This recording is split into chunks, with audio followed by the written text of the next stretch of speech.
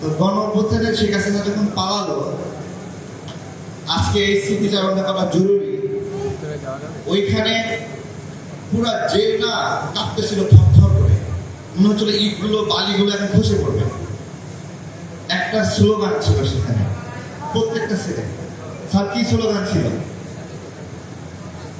আমি খুশু ভাই এখানে ওই যে টেলিফোনে কথা বলার ব্যবস্থা করে দেন আমাকে, এবং বললো যে আমরা ঘুরে আসি, বিভিন্ন ছেলে শান্ত হচ্ছে না।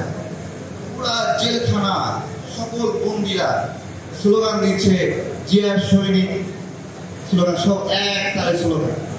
আমি এটা বললাম এই জন্য যে এই গণঅভ্যুত্থানে ত্যাগীরা কারা ছিল, ওই জেলখানার ওই জন্য গুনলাম যে জেলে কে ছিলেন।